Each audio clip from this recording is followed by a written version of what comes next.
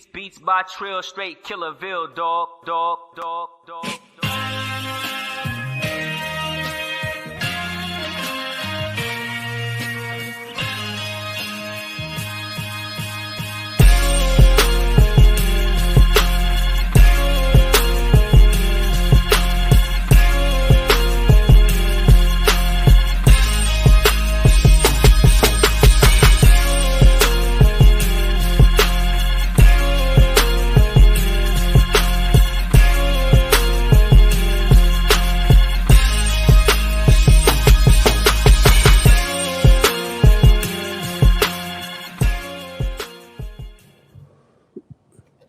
What's good? What's good? We are back live from Fayettenam, home of J. Cole, home of Dennis Smith Jr., home of Affion Crockett, home of Murray, home of Dennis L.A. White, and home of two-time Super Bowl champion Joshua Williams. How's everybody doing tonight? Doing good. That's what's up. I'm still a little under the weather, trying to get my voice back, but we got a special guest coming on. You get some sun. Yeah, I do need to get some sun. I'm very excited about this guest. We got him waiting right now. We about to bring him on. Some of y'all might notice this cat from the hit record, When the East is in the House, Oh My God, Danger. Some of y'all might know him as the DJ and producer from Blahzay Blahzay. Let's bring on the one and only PF Cuttin. PF, what's good? What up? Y'all hear me? Yeah. Yep. What's going on, gentlemen? What's up? What's Happy good? to have you on the show, man. We're glad you made it. Man, I'm glad to be on it, man. Thank you so much. I want to start with what's the average day of PF Cuttin look like nowadays? Nowadays, all right, so get up mad early. First thing on my agenda every day for the last 9 years is I take care of my mom. She's 97 years old.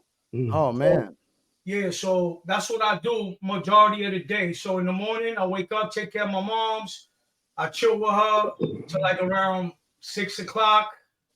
See her to bed, and then I start my hip hop, as you say. Go to the studio, prepare for a gig, look for some samples, etc. That's what's up. Shouts out to my man PBE Pluto tuning in. I was listening all day yesterday. I was listening to the Blahzay Blahzay album. Me too. And I listened to it today. I gotta ask, what inspired that sound on Blahzay Blahzay's Blah Blah Blah album? That sound is basically me from the beginning of learning how to make music, which was like 94 till 95, 96 when the album came out. So that whole time frame, I was working on beats. And it just so happens that, Blahz, who's MC Out Loud originally, now he just go by the name of Blahzay. Everybody calls him Blahzay. But Out Loud lived down the block from me. So we was childhood friends, man. So, we used to hang out together and play wiffle ball and football and basketball. And then, we was in love with hip hop at the same time. So he was like, let's try to do some music. So, I had some beats and we went to the studio a few times. And, the rest was history. Yeah, because I must say, after listening to it again, man, every beat is still as hard and as hot as when I first heard it, man. There's nothing that you skip through. The blah blah, the title track has actually always been my favorite. The Blah Blah Blah joint, the pianos you got in there, I love them, man. Thank you. I gotta ask you about that Smoother Hustler, and Trigger the Gambler track that I was listening to earlier. We had DV Alias Christ on a few weeks ago. Was that him at the end of the song? Yes, it was. I thought so. He's also in the song, like with ad-libs, if you hear it. Yeah. He's all over the song, yeah. That's my brother, man. To this day, we good money. Yep. I want to let my guys ask some questions. I got one more for you before I let them ask. I had saw you had the Jackal EP, right? Sean Price, Professor X, and Nardo Ranks, and yourself. Like, how did that come about? I was going to ask that too. That was like a weird combination to me. Yeah, Professor X. Professor X got me, but I was about to answer that, but go ahead. So originally, the Jackal beat was a song I produced for my group Blahzay. It was called Collard Greens and Rice and Beans. So it was supposed to be part of the second album that we had that never came out. So what ended up happening was Lamumba Carson, Professor X, was a friend of mine. And, you know, he was one of my mentors for many years. And he was like, I'm working on a project. And I was like, word? All right. Yo, so I told Blahzay, yo, I'm going to give this beat to Professor X to use as well. He was like, yeah, nah, no doubt. Let's do it. So he had no problem with it. Gave it to Professor X. He wanted Sean P on it. Got Sean P on it because me and P was just establishing a friendship at that time. And then he went and got all the ranks as well. And they all recorded it here in my crib, right over here. That vocal box has a mic in it. And yeah, so we created the song. And then shortly after, may he rest in peace, he passed away. So I took that song with something else. I did a Peep My Words remix for Sean and a freestyle, and went and sold it to Fat Beats, and we put it out. Definitely. Was wondering about that. I saw Professor X, Sean Price, and you. I was like, that's a weird combination. How did that come about? Yeah. I'm gonna let my man, Mr. J, the historian. I know he got a question for you. I'm gonna let him go with his question. No question. Yeah, what's good, man? Thanks, brother. You know, you're a DJ, you're a producer. How do you feel about like the current state of DJs and the current state of DJing as it's currently constructed? I mean, it's definitely from the time I started, it's definitely on another level. You know what I'm saying? A lot of things going on, a lot of buttons, a lot of this and that, but it's still overall incredible. You know, you watch some of these dudes, they're amazing to me. You know what I'm saying? So yeah, I mean, I enjoy where DJing is at in 2024. Very dope.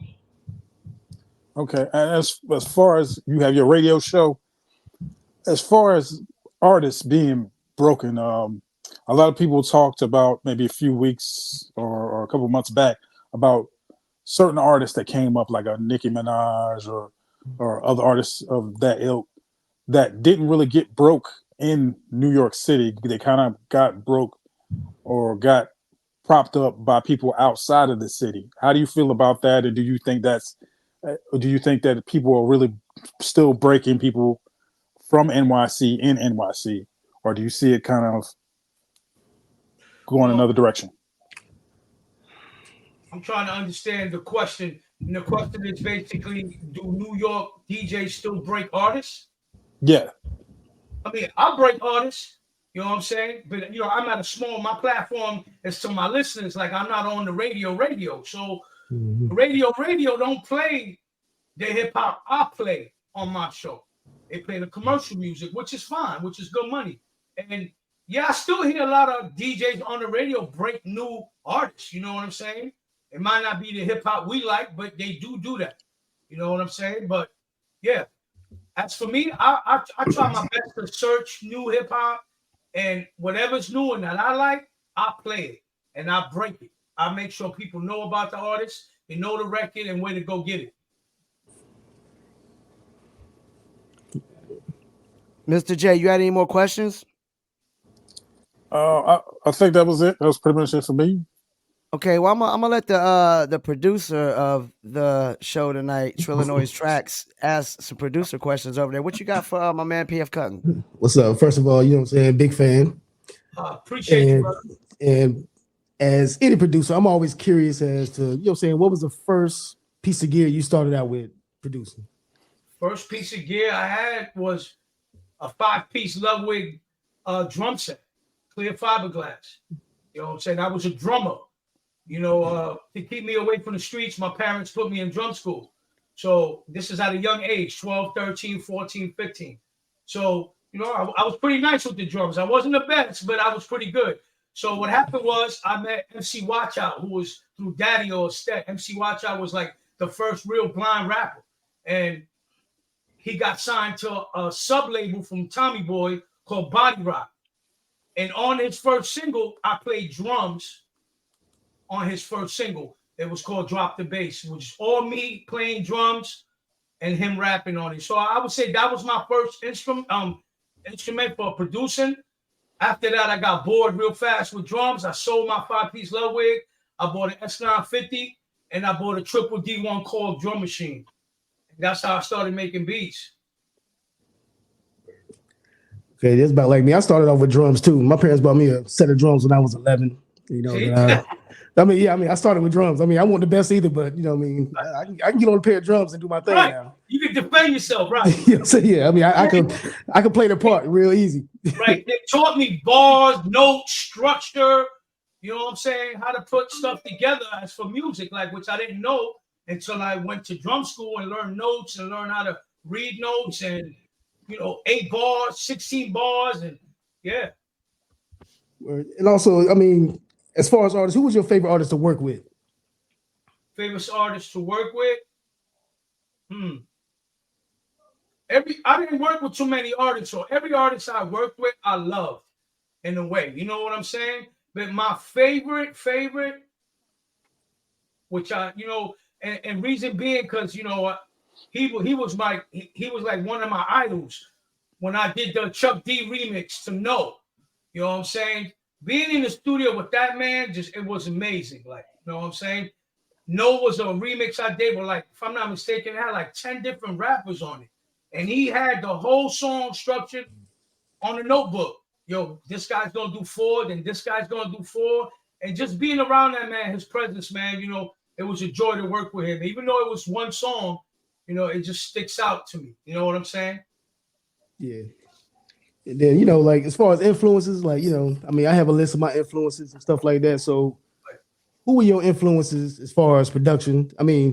From the song Danger, I can remember first hearing Danger, and I actually thought it was Premier because nobody else was scratching hooks in the beat. Right. So, clearly he has to be clearly. There was a few people scratching hooks, but not like Primo. So when I did it, I tried to do it different than Primo. Opposed to using 1 or 2 scratches on the hook, I used 3 scratches on the hook, 3 parts to the hook.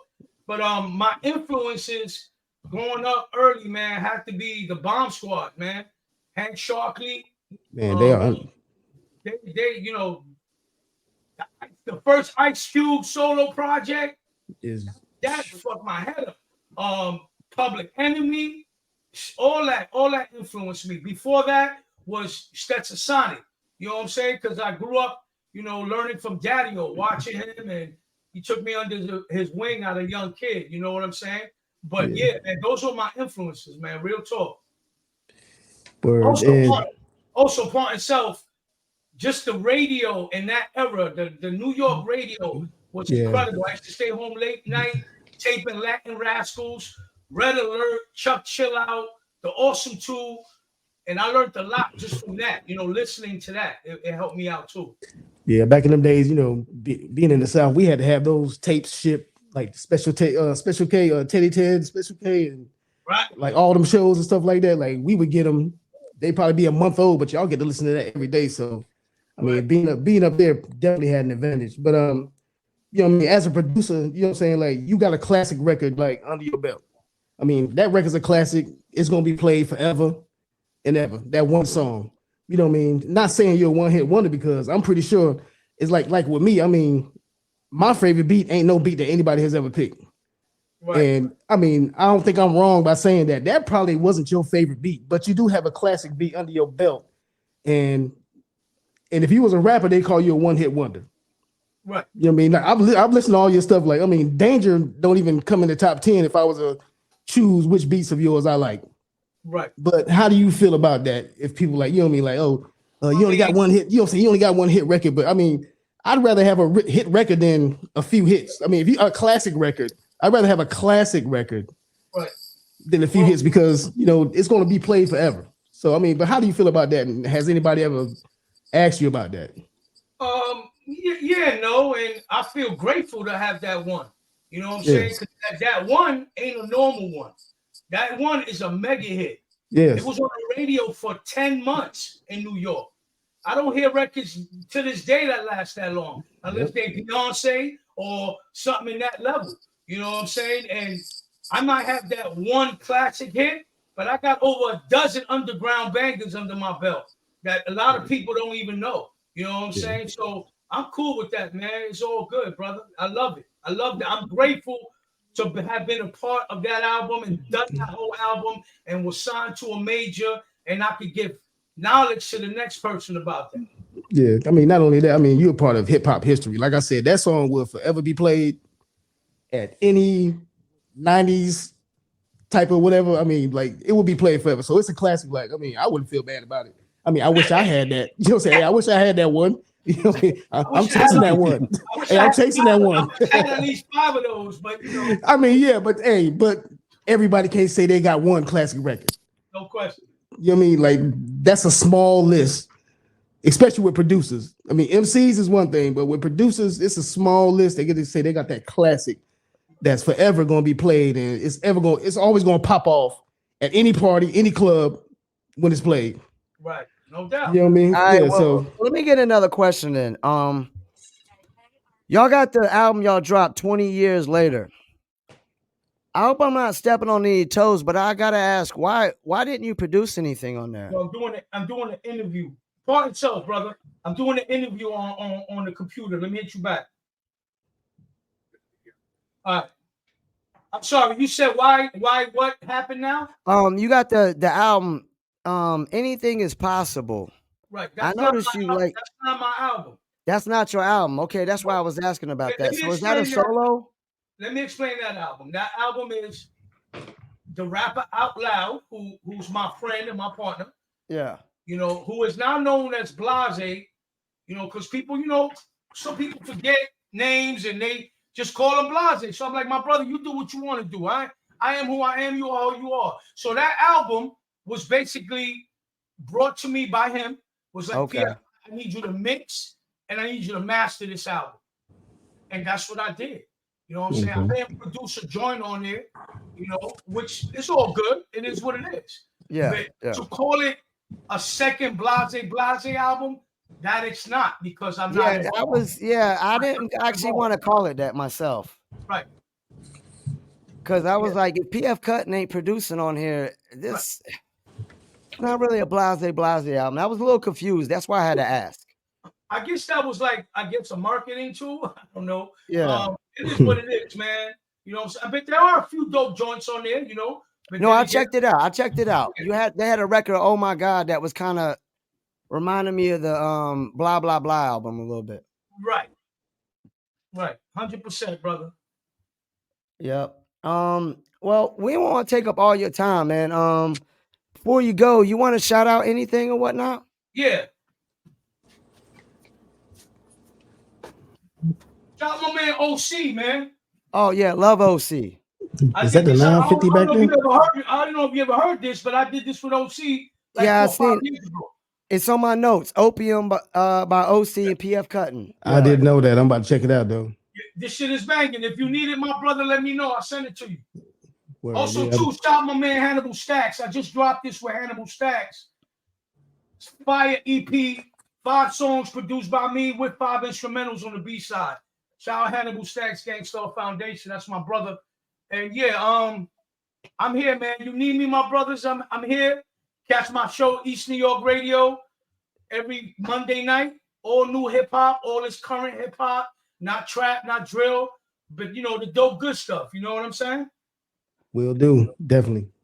And you're now a friend of the show. Anytime you want to email me anything that you want us to promote, man, please do, man. You know. I appreciate you. I'm gonna definitely use the email. Definitely.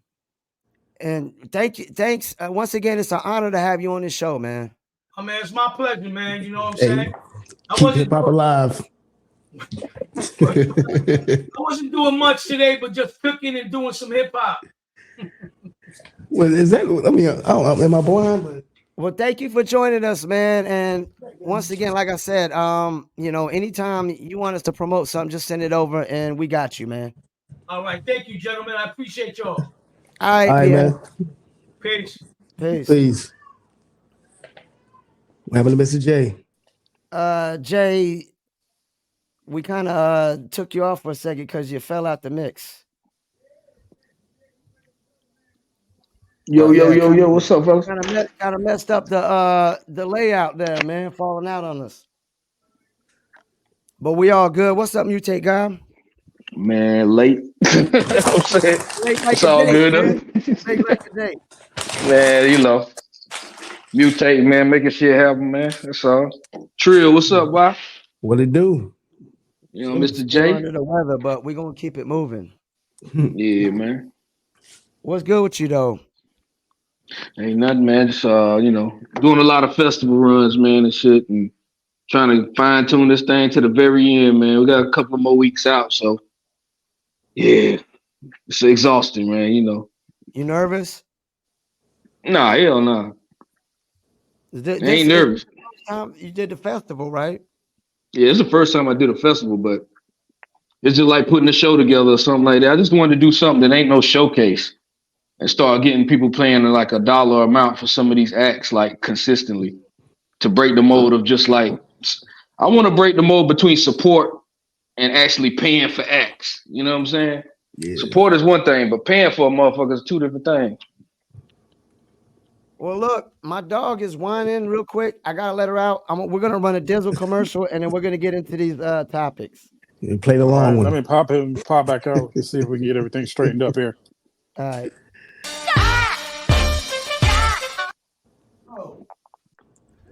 Damn, that was quick. Hey, the commercial ain't Yo, Paul. It ain't no commercial, cuz. They don't break. Well, that was fast. Yeah, no Dizzle. That wasn't no Dizzle commercial. It ain't no Dizzle. Huh? Nah, it ain't gonna. Nah, hell nah. That must have.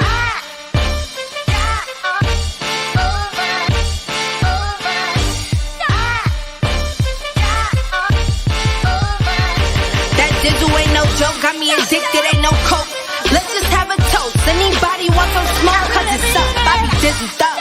Catch me sipping with my double cup. Can't just have one, you gotta double up. You pour it, gotta watch it bubble up. I ain't gonna lie, I cannot get enough. When Cuttin said I need another one, gonna have you coming back for more. But go get it while it's hot, before it be sold out in your stores. That Dizzle.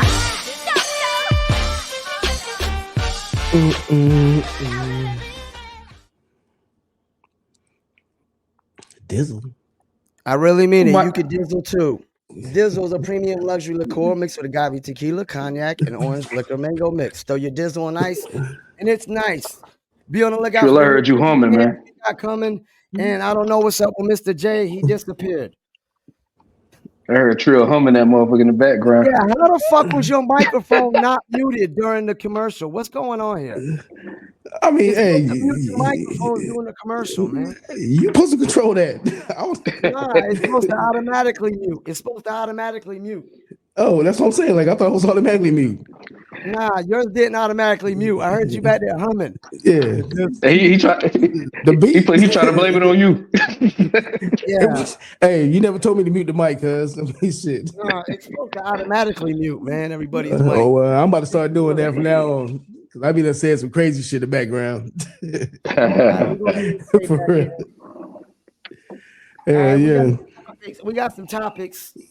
We're gonna start with most underrated producers since we just interviewed a producer.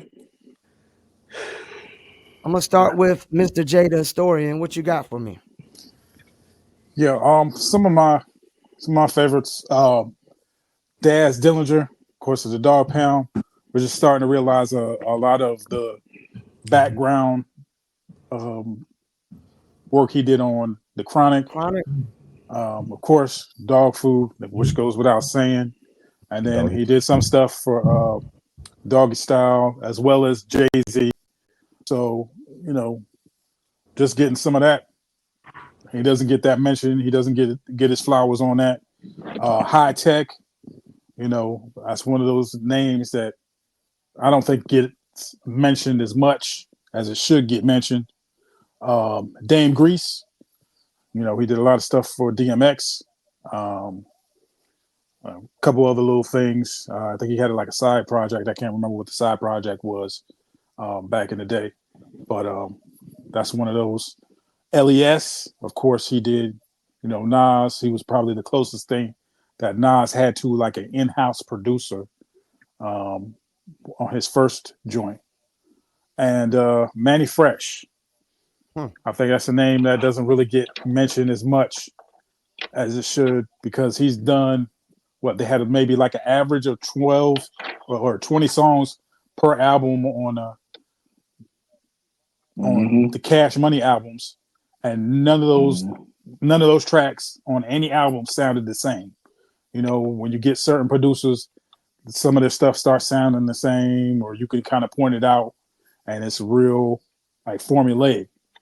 His was never anything like that. And then he did, I think he did Top Back for T.I., and that was completely different from anything he had done with Cash Money. So you really didn't even realize it was him at first, unless you kind of really were in the know. I'm surprised to hear you say Manny Fresh. Okay. Mutate guy, what you got for me, man? Most underrated producers. I got DJ Toon. He underrated. Let me see. What's my other guy I was thinking about? Jazzy Faye, to me, he's underrated. Yep. You know what I mean? There's one more I had too. One more I had, but I forgot though. But yeah, those two. And what's my boy name? Bang with Ish. Sean Drake. He underrated too. He be doing a lot of shit. But you know, he did a lot of shit for Luda when he first popped off, and did some shit on 8-Ball MJG shit. You know, he did a lot of shit. So yeah, him. What's my boy in Virginia? I think Knox is underrated. You know what I mean? Definitely underrated. Yeah, you don't hear people talking about him that much. And one more, DJ Scratch. I think he's underrated. Definitely DJ Scratch. Yeah. Yeah. A lot of those guys, you don't never hear them on people's top 5 or nothing like that. They done did a lot for the culture. You like surprised me with that one, man. Like when you did you said something about Mood Doom album. Yeah. You say DJ Scratch. Like I didn't see that one coming. That was like from left field right there. Well, Scratch, I fought with Scratch just like I fought with Knox, because on the Busta Rhymes shit, like them niggas went crazy. You know what I'm saying? Like, but then like damn, but even with Jazzy Faye, man, when Manny Fresh, he was kind of like falling off a little bit. Cash Money signed Jazzy Faye to pick up the slack, and that little last thing, it wasn't as effective as the first stint of the Cash Money, but he did a lot, and he did a lot for Suave House and shit like that. So you know. Yeah, Jazzy Faye that dude too, so you know. Shout out to all them. Trillanoyx Trax, most underrated producers. Yeah. I mean, I only got one, and that's Eric Sermon. Mm-hmm. Okay. I mean, shout out to all the producers y'all name, but Eric Sermon, I mean, has broke more artists and actually produced the songs. You know what I mean? Because we done heard about Dr. Dre, we done heard about Manny Fresh. We done heard about a lot of these dudes, you know what I'm saying? They'll sign somebody, make this, and I put my name on it as I did it. You know what I mean? But you got Ghost producers. Ghost producers, which is crazy to me. You know what I'm saying? Like I couldn't even I wouldn't get a ghost writer, much less a ghost producer. Like that don't make no sense. But I mean, just think about, man, I mean, EPMD, which was his group, all the Red Man's projects. Mm-hmm. Method Man and Red Man. You know what I'm saying? Look, let me read it. You know what I'm saying? Make sure I miss nothing. I mean, yeah, Keith Murray, K Solo. Mm-hmm. I mean, let me keep it going. You know what I'm saying? Let me see. And look, hold up. Boss, you remember old girl Boss back in the day? Boss. Yeah. You remember Illegal? Yeah, Illegal. Yeah. Man, Jamal's album. Jamal, yeah. God. You know what I mean? He did shit for Run DMC. Hold up, let me keep going. Shaq. You know what I'm saying? Yeah. Hey, Shaq went platinum. Shaq went platinum. Yeah. Yeah. For real, platinum. Shaq album with he's gold. Yeah, did both of them go platinum? Because he had that first one. They all went platinum. All eventually. Shaq went platinum. Eventually, yeah. Shaq no joke. That second album went out the gate. Album. That second Shaq album went out the gate though, for real. I mean, Jodeci, Heavy D, Blackstreet. You know what I mean Booty Call? He produced Booty Call. We thought that was Teddy Riley. Damn, that's crazy. You know what I mean? Booty Call. You know what I mean? It says, you know what I'm saying? But anyway, you know what I mean? Keith Murray, we done said that. Let me keep going. Shaq, Redman. I mean, all the Redman albums. I don't know who that is. Method Man and Redman, How High. Super Cat, Jamal, AZ. Let me see. Keith Murray again. You know what I'm saying? Blah, blah, blah, blah, blah. I mean, and look, and on this list right here, that's only up to 1995. I ain't even scroll. Look, I ain't even scroll. We down. ain't got time for past 1995. Exactly. But yeah. But what I'm saying is, though, even his own shits though. I mean, the Eric yeah, Sherman solo joints. I mean, yeah. But my point is, though, you know what I mean? To me, he is never mentioned at all. Period. I mean, like people always talking about, oh, you skipped this. Like, I mean, even the people you name, Mutate, like, yeah, Knots and all them, yeah. But before all them, there was Eric Sermon. How can you skip Eric Sermon as not being in the top 5? You know what I mean? Yeah, you're right. As a producer, like, I mean, the top 5 list though. This is just underrated. I mean, I know that, but I'm just saying, but like underrated, like he's supposed to be spoken of on the top 5. Yeah. Real. That's what I'm saying. Like, I mean, yeah, I mean, he's definitely underrated, but like nobody ever talks about Eric Sermon. Look, I bought, you know what I'm saying? I went to what was that? Jim's Pawn Shop on Yakin Road. Is it still there? Yeah. I bought the Roland W30 because I found out that Eric Sermon had one. Wow. You know what I mean? Yeah. I mean, Now what's that piece of history like? Because I've been watching the Wu-Tang joint, bio series, right? One day in the studio when Eric Sermon was in, and they was in the same studio, right? In the beginning, like something like that. Well, I haven't watched that. Well, every time I haven't watched it, but It was crazy. Something like it's like I don't know. I gotta watch it to make sure. Yeah, but you know, it's a lot of history. As far as producers, like I mean, most of the like you know, like I just give him the most underrated. You know what I'm saying, for his body of work and the range of people he's worked with, and all the classics that he got. You know what I mean? Right. And ain't nobody talking about I produced that, or you know what I mean? Like he ain't sending out MIDI files, play this. You know what I'm saying? Like, you know what I'm saying? He ain't doing no Dr. Dre and Manny Fresh type shit. You know what I'm saying? Having a bunch of niggas in there making beats. I'm gonna put my name on it. Nah. You know what I mean? So to me, you know what I'm saying? Now he ain't my top producer, but he's the most underrated, but he's in my top 5. All right, well, let me get to my little 3-piece list. I'm surprised you didn't say this name, Trillanoyx Trax, but I got Easy Mo B is one of them for me. I don't think nobody really talks about Easy Mo B enough. They don't. With his catalog and his body of work. Another one I got is No ID. And I gotta go with DJ Paul. No Juicy J. I mean, they both now. They gotta be hand in hand. Yeah, I mean, they both in there. I mean, they both produced. I mean, it's like it was a crew. They gotta be hand in hand. Yeah. But like, I remember living with my man, Lil Six, and his girl, and I hated them at first because that's all they played. But then I started to really like it. They started to grow on me, man. Like 3 6 Mafia and they sound, man. I mean, that's the Memphis sound, man. Yeah, definitely a dope sound. I wouldn't even call it Memphis sound though. I would say I wouldn't even call it Memphis sound. I mean, like they the first ones to incorporate us like sampling and loops with 808. You know what I mean? And that's what made 3 6 Mafia dope to me. I mean, because they're sampling, you know what I'm saying? Like they're using samples like I use samples, but they're using 808 drums. 808 center. And that shit was hard. You know what I'm saying? For real. I mean, listen to their shit. All this shit was samples, but they had them 808s on it. You know what I mean? So I mean, that's what made them stand out to me. You know what I'm saying? Because what they incorporated with it. You know what I'm saying? And I tried to use that in my shit, you know what I'm saying, later on. But all right, we're gonna get to this next topic. Let's see if anybody got anything for this. Who is your least favorite rapper? I could go first if y'all like. Go ahead. I got Blueface. Come on, no, that's too. No, fuck that. That's too easy. Blueface is my least favorite rapper. Nobody likes it. You know what I'm saying? Nah, you got to pick another one. That's everybody's least favorite rapper. Come on, nigga, Blueface. All right, I gotta pick somebody else. Yeah, that don't count. I mean, that's everybody. That was too easy. Lil Pump.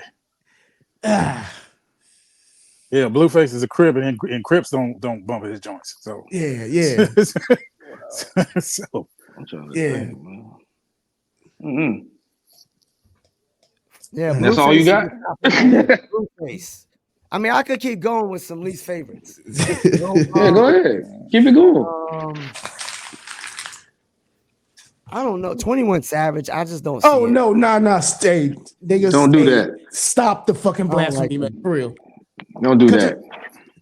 21 Savage is my nigga, dog. 21, all right, man. I'm 51. I'm 51 Savage, nigga. Come on, that's my son. I'm 21 be spitting, man. 51 Savage. Did you just say you don't like, man, Paul? Hey, dog. Like him. He be spitting though. I'm about to block you, Paul. He kind of like, to me, 21 is kind of like the equivalent of 21. a Southern. He's like a Southern High Prodigy was to New York with that monotone, but still spitting some shit. It's the same shit. Yeah, it's the same shit. 21 be. God damn, Paul. But when you think you know somebody, Did you just compare 21 Savage to Prodigy, man? Hell yeah. Prodigy of the South, man. I'm blocking you. I'm about to block you. Prodigy right of the now. South, man. You can't call me after the night, Prodigy. nigga. Yeah, man. Prodigy made you believe with monotone raps, man. He ain't put no pizzazz in it or nothing. He just spitting the same way 21 do. Man, 21 be spitting, though. Come Who on, y'all dog. got though? Y'all ain't got no least favorite rapper. I got my list here. Just one. We just need one. Of course, Tekashi 6ix9ine. That's easy. That's too easy. Let's stop. Yeah, skip it. Hold on. You don't like Tekashi flow? Or you just don't like that he a snitch? Hey, hold just on. because he a He snitch. had no flow. No, Now, the nigga sound like he sound like one of Onyx's best children. No, that's what I was hoping. When I first heard him, and I first heard that one joint when he was out there with all the cats out on the stoop, I was like, yo, you need to get Onyx on that joint. But everything else I heard after that, I was like, man, you're not even talking about nothing. Dog, Like, come on, you can't be serious. He ain't that bad to me. I ain't gonna front. Hey, look, I can't front. We need like a toilet. We need a toilet flush sound on that. Like a toilet flush. I don't know. I don't like his morals.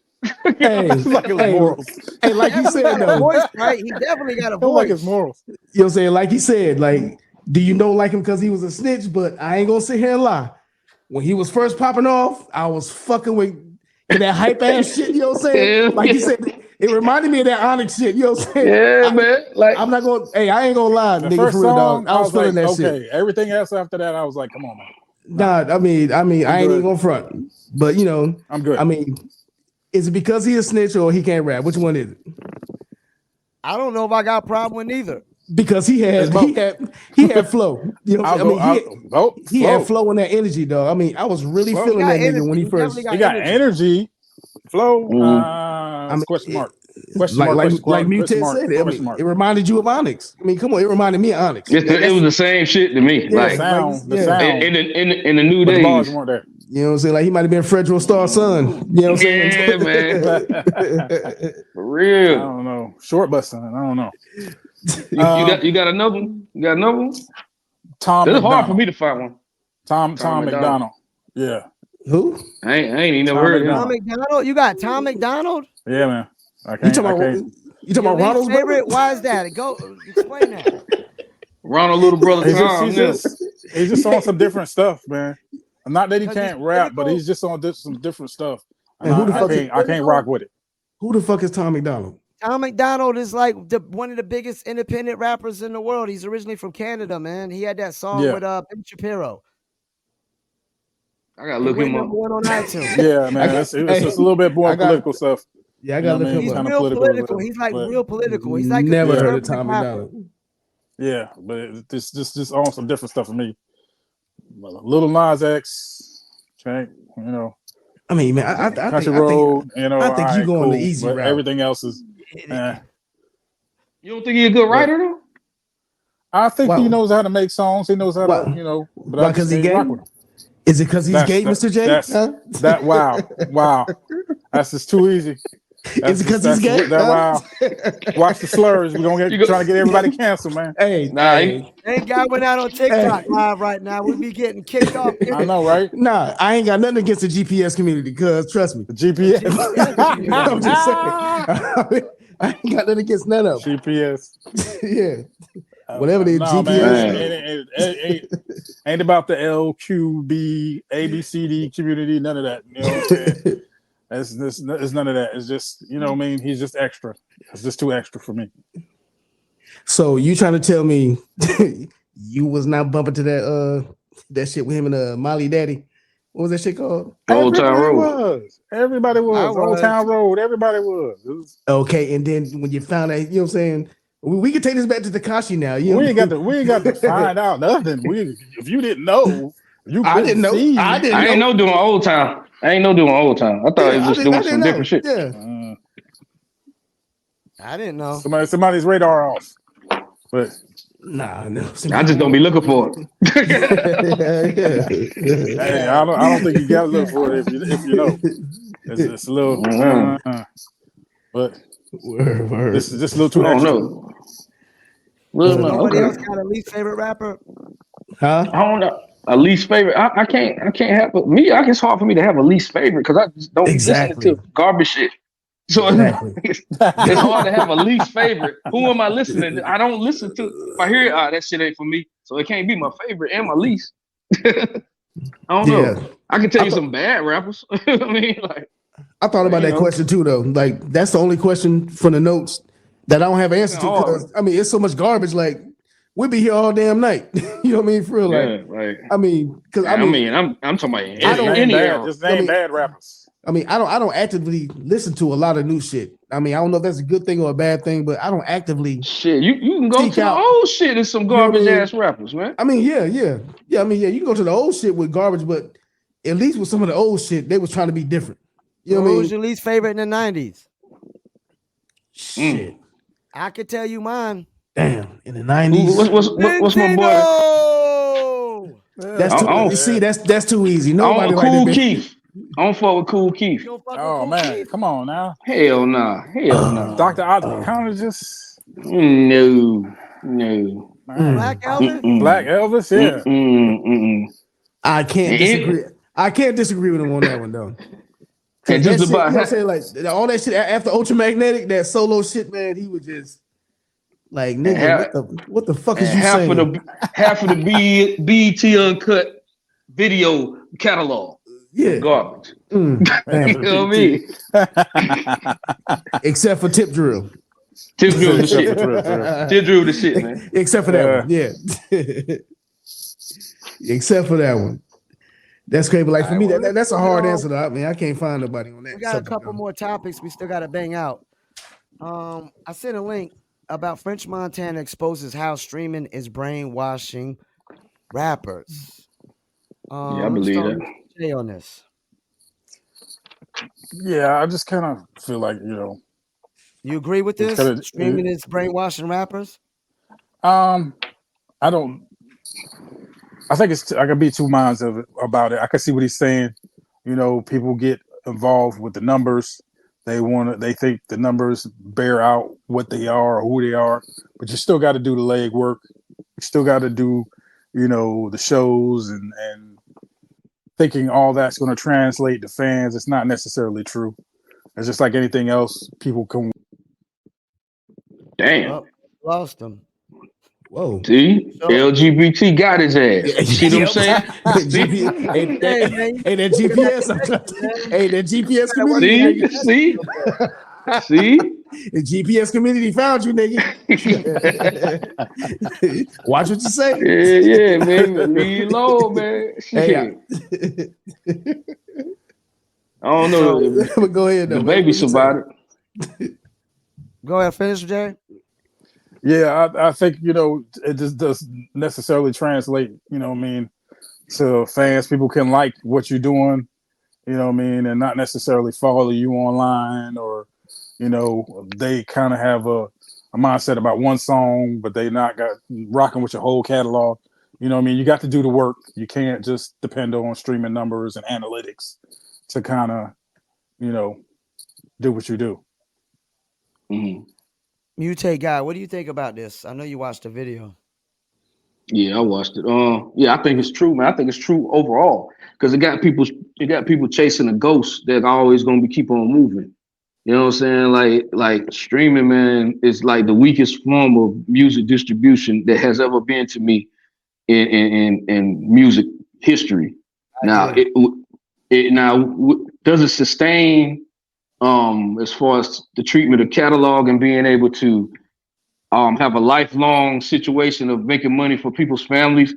Yeah, because it's always going to be there. But at the same time, for up and coming type artists who's chasing, they're chasing the numbers and everything, and people get discouraged with the numbers, but they're not chasing the true impact of being an artist and being able to feel if you buzzing. Like jokers can like have the craziest streaming numbers and then get out on the street and nobody's bumping it. But I remember a time whenever people would have like, a record was hot, or an album was hot, because every car be bumping. If physically you can hear this shit in the air, you couldn't deny it. Right now, that shit don't happen like that, man. So I just think, it's brainwashing, and most of the generation, from even some of our generation and all the way down, man, like when they doing this shit, they like, yo, what's your number? What's your numbers? And it's getting the fans and starting to judge people on the numbers and not the craft and the art. You know what I'm saying? So like people can be super dope. Exactly. People can be super dope, and then like, your numbers ain't shit. So it's just jading the people's minds. So that's brainwashing. You know what I mean? I think they still need physical copies too. I think they still need physical copies out there. Well, yeah, they need not even physical copies. They just need physical purchases. You see what I'm saying? They need somebody to say, I'm gonna spend $1 amount for all this, not just spend a membership for everybody shit. Mm-hmm. And that's what's made audio and music not valuable no more. That's why you got to put so much content out, because content is more valuable than the actual audio now. You know what I mean? So, because people can go back, they'll watch something more than they listen to something. You know what I mean? So, Yeah, I saw an interview the other day that I can't remember who it was, but they was talking about how the big record companies are thinking about going back to that, because actually nobody's really making no big money. It ain't like physical copies, like you said. Like it ain't nothing like 1 million copies actually going platinum. Like, I mean, what is platinum now? I mean, what is considered platinum? I forgot how many. I mean, you know what I mean? Like, I forgot how many streams it was. Yeah, I forgot. I mean, damn. I mean, what? Like, you know what I mean? Like they come out, like every time an artist drop, you hear like people we listen to it. They did 50,000 the first week. I mean, 50,000 what? Like, I mean, I don't understand none of this new shit. Like, I mean, I ain't buy shit. I mean, you ain't got to buy nothing now. You know what I mean? Like you said, that's what killed the value. I mean, I just pay for a streaming shit and find one song I like, and you might get 1 cent every 1,000 times I play it. Like, I mean, but like Fritz was saying though, like to me, one part of the interview he was talking about, it kills the creativity. Like he said, you know what I'm saying? So you're gonna look at, this person has the most streams. It's like a flex more than the damn, you know what I'm saying? It's like a flex or a clout more than a skill. Like, oh man, fuck you. I got 3 million streams. And meanwhile, the labels and some artists are buying the streams up. So now you got a false narrative of everything. Yep, you know what I mean? So it's like, I mean, exactly. I don't understand none of it, but like French was saying, so what you're doing is like, if you're up and coming, imagine a 15-year-old boy right now, 15-year-old girl, woman, whatever, I ain't, don't cut me off like y'all did, Mr. J. But he, him, them, they, whatever, coming up right now and rap, you know what I'm saying, want to rap, they're looking at, this person right here is number 1 on streams. So like he said, they're going to try to imitate them instead of trying to be original and make some new shit. And that's why every song you cut on the fucking radio sounds the fucking same. All these niggas sound the same. You can't differentiate between I mean, even the producers, even on the producer side, they're trying to make that same type of beat. You know what I mean? Exactly. Give me you know what I'm saying? Give me some 808 drums and this and that and Blahzay Blah. You know what I'm saying? And all that type of stuff. I'm finna make the same fucking shit. You know what I mean? So you know what I'm saying? Yeah, this streaming shit is, to me, it's killing everything. Now, don't get me wrong. I mean, trust me, I come across a few of them that I'll bump. Mostly for the beat, though. I damn sure ain't listening to nothing they say. But you know what I mean? Like, mostly for the beat. But you know what's sad about it, though, bro? What's sad about it is how easy it is to come across that. Once upon a time, when you came across a jewel that was hot, you either bought it or your homeboy gave it to you. You was like, oh, shit. Yeah. Now you can just come across it without even no insurance. So you just like, oh yeah, this is dope. You ain't putting no work behind getting it. Yeah, I mean, but at the same, I mean, that's a good thing with the internet and all that stuff. You know what I'm saying? You could come across some dope shit. But the thing is, though, it's hard to come across dope shit more than the bullshit. You know what I'm saying? The bullshit is just every fucking way. You really gotta dig. So it is, I mean, it's pretty much the same thing, like you was just saying, like you really had to find it. So today it's really still the same thing. You really have to dig through the bullshit to find the good shit. You know the only bad part about it is it's easier. What I mean by easier is there's no dollar amount attached to it to where it's like you want to hold on to it a little longer. You know what I'm saying? Yeah. That's the thing. It's like, yeah, you would come across or your homeboy tell you about something. The next thing you know, you gotta drive and go cop that joint. Mixtape, you gotta go buy that shit.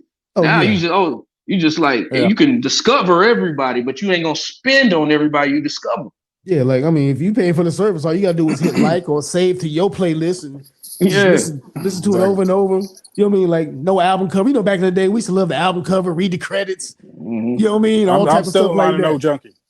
You know what I mean? I miss that shit. You know what I mean? Like now, but I tell y'all what though, it's another generation of children that's coming up now who are going totally back to more physical stuff. That's why you see so much vinyls in Walmart. So it's like, you know, we had the one generation, I guess, I don't know what you call them now, but that next generation that's supposed to be one of the richest generations that's about to come up financially, they like collecting. And so they like getting the vinyls or the physical CDs. And I can see them being birthed right now. They're coming up right now. It's crazy. Yeah, like I said, a little interview I saw about, you know, companies thinking about going back to actual physical copies. I mean, which they should. I mean, because to me, like, I mean, ain't gonna work for everybody though. You're not gonna get everybody. But at the same time, I mean, some of that stuff has never left. Hey, streaming ain't working for everybody. Of course not. I mean think about it. Let me chime in for a little bit. You know why streaming is so fucked up? The dude that just started rapping fucking yesterday can make money tomorrow on streaming. It's like an illusion, you know what I'm saying? Like, I mean, but how much money though? Can make it doesn't matter. Anybody that thinks they make any kind of money off of their they feel validated, right? Yeah, they feel validated and shit. Everybody's validated now because I started rapping last week and I can make money next week because of streaming. I could just buy fucking plays, pay to get on a playlist, and you ain't building no fans on streaming at all. Nobody is. No money though. I mean, man, 1 million streams is how much? It ain't even $1,000. Come on, man. Yeah. 1 million streams. 1 million streams ain't even $1,000, dog. Come on, man. Well, it's 4,000. Lunch meat. Man, no. But if you sold 1 million records at $1 a pop, that'd be $1 million. I mean, if you did. Yeah, you know what I'm saying? If your record sold streaming is half a penny though. So you know what I mean? I mean, shit. How many motherfucking streams I gotta get? Radio. You can't pay a light bill with streaming on 1 million views, 1 million streams. Like, come on, man. I mean, I said, man, that's it's why all crazy now. Physical copies are needed, man. Bill with my streaming royalties, Triller, but not everybody has. I ain't got shit streaming. But no, it's like a bunch of little micro payment. Streaming is good. Streaming is good for the longevity of the actual product if they own it. You know what I'm saying? Like because it's gonna stay in the matrix even when they're gone. But like your CDs, man, like it's a lot of old records, man. You can't even find them shits now. They discontinued it. You'll never find them again. But if they was on streaming, they'll still be here. And that's why the only thing I pay for is YouTube Premium. I tell everybody that. Me too. Spotify, fuck all them other shits. 2 for 1. You know what I'm saying? Pay for YouTube Premium. You can make your own playlist and you can find anything you want to listen to, the originals. You know what I mean? Like none of those songs, like you can find an artist song that they put on streaming and you be like, damn, it won't like that on the original CD because they done got some little copyright infringements and shit and changed it up.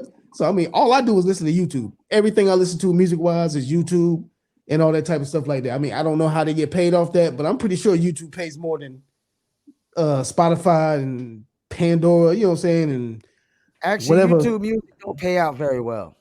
I mean, but you know, it's really the highest payouts is like Tidal, then you got Napster and Amazon. Those are the top 3. But still, though, I mean, but they're not as popular as Spotify or Apple. If you can't get $100 off 1 million streams, like I mean, I don't give a fuck what it's on. It don't even fucking matter. What's the The use? problem You know is what I'm people don't saying? understand the process. What's the use? Like people don't understand. People don't understand the fact that you're really paying for somebody to warehouse their own servers in a building. Yeah, You're you paying pay for all that, and you're paying for the lawyers. You're paying. That's what's eating up all this money. You know what I'm saying? They got to deal with all the different copyright lawyers and everybody else. You paying all these people in the building, and that's why you only getting a penny here, there, and everywhere, or half a penny. Yeah, point 0.000001. Like what is that? Like, you know, how do you break down a penny? How do you get a decibel? I mean, yeah, and that's what devalued. That's what devalued the music because they broke down a penny. Yeah, you know what I mean? It's crazy. Yeah, back to what we was talking about. You know, like that's what is like. You know, what I'm saying, like they got this new generation brainwash. You know, what I'm saying, on streams. Like, oh, I can say I got 3 million streams. You know, what I'm saying. So, I mean, what first Montana was saying is you know, what I'm saying, correct at that point though. You know what I mean? So it's stifling creativity. You know what I mean? So you're chasing that sound instead of being yourself and stuff like that. So overall, it fucks up. You know what I'm saying? It fucks up the whole music. You know what I'm saying? Like business. You know what I'm saying? Music in general. No, not the music business. You know what I'm saying? No, they love it. You know what I'm saying? But like, for us, not the business. You know what I'm saying? I'm talking about the business from the artist perspective. As us as listeners and stuff like that, it fucks it up for us. You know what I'm saying? To where now we got to get in arguments. You know what I'm saying? Like, oh, y'all old heads. Nah, y'all shit is trash. You know what I'm saying? Like, you know what I mean? Like, you know, so we got to argue with these motherfuckers because, you know what I'm saying, they looking at it in a whole different way. Whatever. You know what I'm saying? Dr. Dre ain't got a million streams on this. You know what I'm saying? I got 3 million streams, so I'm better than Dr. Dre. At 15, you got some nigga talking that shit. So, you know what I'm saying? Everything is good for the music business. The people that owns the labels and stuff like that. Everything is good for them. No matter what. Everything that's good for them is always bad for you. But I don't know. It is what it is. Well, I guess there's no reason to get into the last question. Are we going back to direct to consumer? Because we kind of brought that up. That they need to. I think they are. It is partially going back to consumers, like you said. This physical product coming back. Step off. Really, it never really left. I mean, overseas, you have a lot of CDs. They, you know what I'm saying, they've doubled, tripled in value. You have a lot of artists who still have released physical product even when they put stuff on streaming platforms. I mean, that's basically a lot of the cats that I listen to. You know, Griselda had stuff on streaming platforms, but they still released CDs.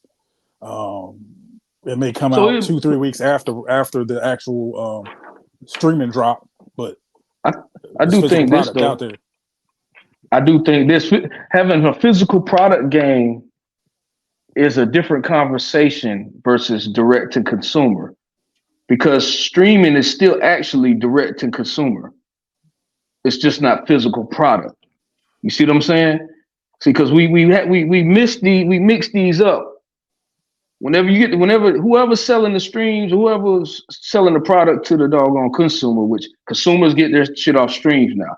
They're selling catalogs direct to consumer. Now, if you're talking about physical product sales from independent entities and things like that, do I think it's going to go back to that totally and wholeheartedly? Yeah. But as far as the direct to consumer game, when did direct to consumer stop? I don't think streaming is direct to consumer for every artist, because if they don't got their own consumers, streaming isn't direct to consumer for them, because they're 100,000 songs per day being uploaded, man. I think from a non-artist perspective, it's still direct to consumer. It's just artists have to own their own shit. You have your own consumers. You know what I'm saying? Because like the consumer is for the label, they consumers, because the artist signed to them. You see what I'm saying? And if you're just going off of just the typical Spotify consumers, when you get on the streaming, you got to have your own individual consumers, because there's just too much music. So whenever let's say you sign to a major, right, or whatever like that. After you sign your John Hancock and you owned by them, the labels own your shit and they're gonna put it out and distribute it, right? Mm-hmm. When they distribute it, who are they distributing it to? Direct to the consumer. You see what I'm saying? Direct to the platform to me. Now, But For where's the majors, platform yeah, going to? but we're talking about with an unsigned artist that ain't got no fans. When he uploads his Mhm. music to Spotify, it's not direct to consumer because he You has don't think so? no, because he has no consumers. He's got to still have his own fan base. So that goes to a question of what the hell is he Spotify doesn't uploading it let for? you engage with fans directly on there. You can't comment on nothing. So but that's the question I would have now. What is he uploading it for if he doesn't have a consumer to direct anything to? Because, it's that illusion, that you got to copy the majors. You got to do Mhm. everything the major artists are doing. But the artist think like I say it is delusion because the artist actually thinks he's sending it direct to his consumer through the streaming. But he's not, because he's still got to pay to get on playlists and buy plays and all that shit. He's getting nothing. Because it's just like how Rockefeller did back in the day, right? All that shit, the rules are still the rules. It's like them And like niggas you bought said, there's records. no rules when you're not signed. There's no rules. They bought records to be popular to get a deal. They bought their own shit. So That's that's the same as buying Spotify fake plays. streams. That's like buying Spotify plays. Yeah. It's the same hustle, just a different way. Yeah, it's now it's digital. And then labels had, call banks, like when you had requested music to radio stations. You had basically call banks, people who would go around and call radio stations and request their music. So I mean, it's basically the same thing. It just goes digital. You got streaming banks now. If we're asking the question, do you think things are going back to a physical product being sold with music in it? Yes, I think so.